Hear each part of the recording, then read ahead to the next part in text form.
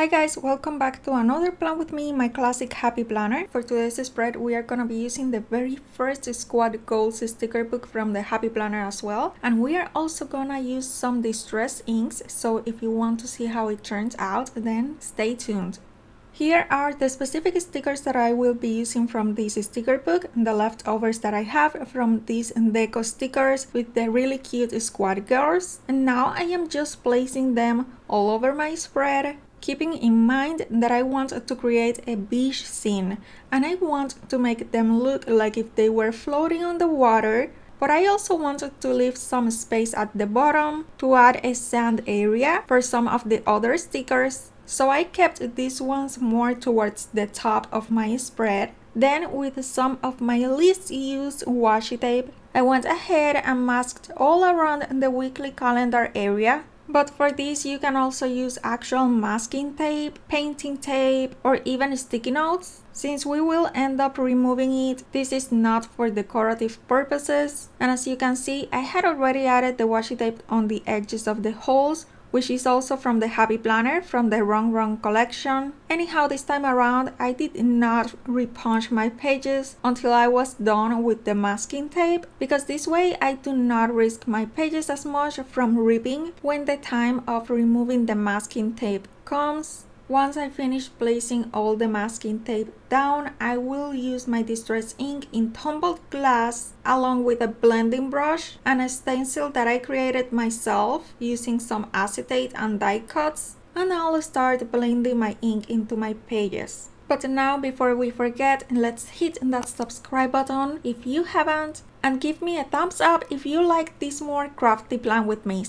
I got my distress ink probably at Joann eons ago during my card making years, but the brush I got it recently on Amazon, and you can find them on my Amazon favorites on my Amazon storefront, which is linked in the description of my videos. Because I used to use some blending sponges, but I would never get the best blending, especially in regular paper, for which I used to use this technique with my blending sponges on watercolor paper to get the best blending possible. Anyhow, in this case, I didn't want to bring in watercolor paper into my pages. I wanted to do the blending directly into my planner pages. So a bit ago, I decided to get a set of these brushes, again from Amazon, and I am finally putting them into good use, and I am loving them. I cannot wait to use them again. Getting the ink into my paper requires a bit of time and work, but to me it was totally worth it. Remember that it is always better to start light and just build up the color instead of trying to start dark from the beginning. And as you can see, I am using mostly a circular motion with my brush, and you can probably also notice that I am not getting a super even color. I am actually getting a bit more of a distressed look, but I actually like that. I think it adds texture and dimension. And like I keep mentioning, these are distress inks, not the distress oxide, which are a different formulation. I have never used the distress oxide.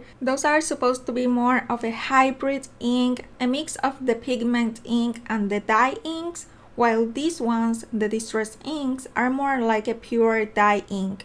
But the distress oxide came long after the distress inks, so I personally do not own any. Let me know in the comments if you have tried both. Which one do you like best and why? With the distress oxide, you are supposed to get more of an even look, but I do not know how much would they bleed with this regular paper. All I know is that these distress inks and how I used them, they did not bleed at all through my planner pages, which was amazing. As you can see, I have to go over and over again the same areas to get some color on my pages, but that is why I do not get any striky lines or anything like that, because when I go with my brush, I am not depositing a ton of color on the same spot at once, so that works for me. Once I finished with the water area, of course, I used a different color for the sand. In this case, I used antique linen, which is another pretty popular color among the distress inks. But you do not need to use exactly the same colors that I used. I just happened to have these ones in my distress inks collection. And I also chose these ones because they are pretty light colors, which I wanted for my spread. especially when I was experimenting and I didn't even know if they were gonna bleed at all, because the darker the color, the more likely it is that they are gonna bleed and create some ghosting. And like I said at the beginning, this stencil was made by myself using some die cuts, I believe from Mama Elephant, and my die cut machine from Sizzix, as well as some acetate. But this is a very basic and simple shape, so you do not need anything fancy to create it. You can just trace it with pencil on cardstock and cut it with your scissors if that is all you have. That should work totally fine.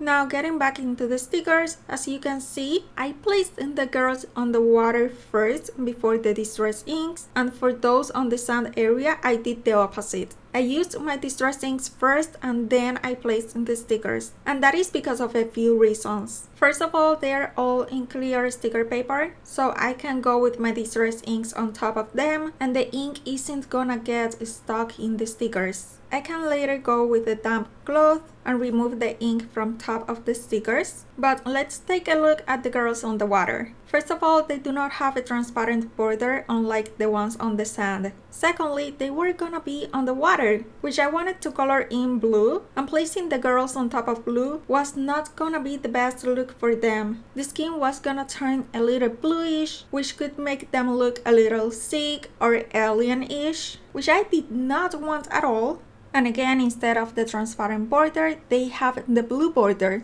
which was going to blend with the water pretty well. On the other hand, the squad on the sand have a transparent border, especially some of them has a very big transparent border. So if I placed them down before the distress ink, all that border was gonna end up white. As for the sand, I used more of an ivory color, which is a more natural, neutral, yellowish cream color, so it is not gonna change the skin colors to an unnatural color. As for any of the other colors, they might have turned a little more warm toned than cool toned, but again, they are not gonna change dramatically. The pinks are still pinks, the blues are still blues, and so on. And that's why I did everything in the order I did it. Only notice that I did not go too much around the stickers on the water with my blending brush, because I didn't know if rubbing them too much around the edges was going to mess them up a little bit.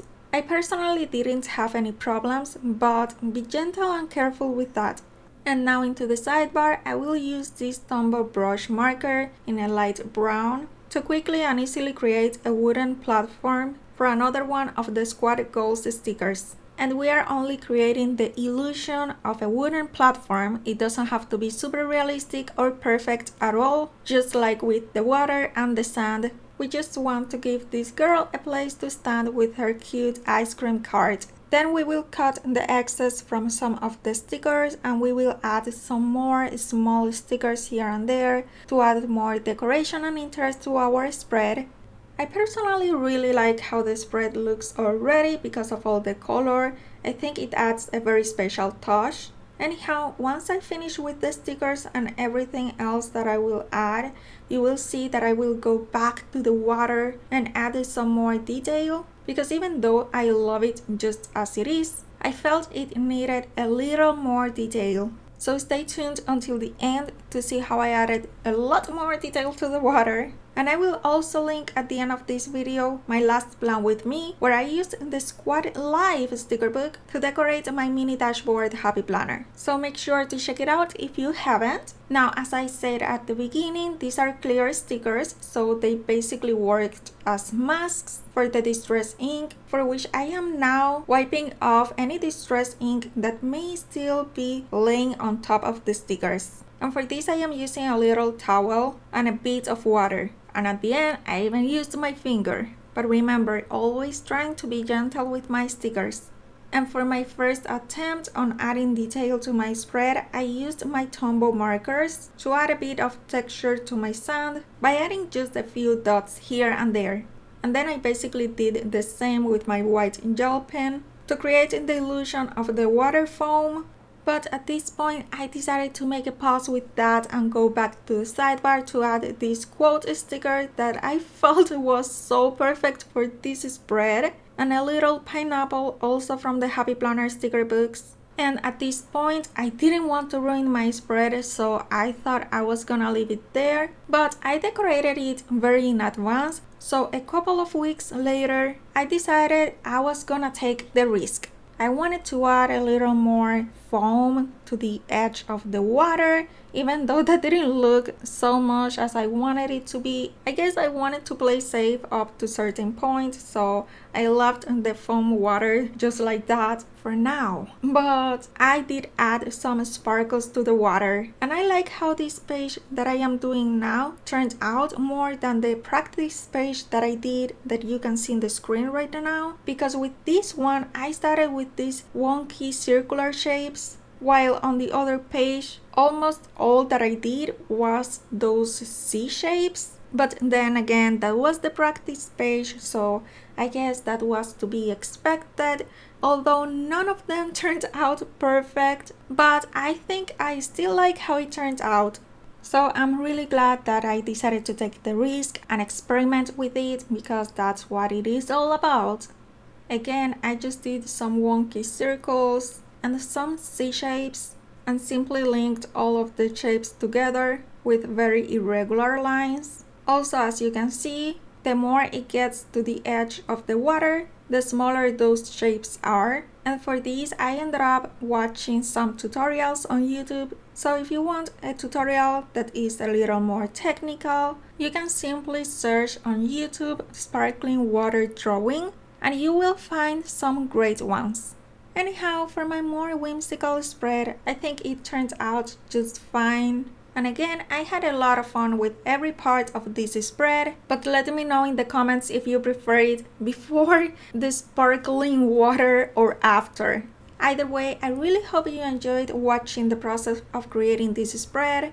I have been now a few hours recording the voiceover for this fairly short video, so I hope I explained everything well enough. But if you have any questions, please do not hesitate to ask me in the comments section. I'll do my best to get back at you as soon as possible. Thank you all so much for watching, and until next time, take care and stay safe. Bye!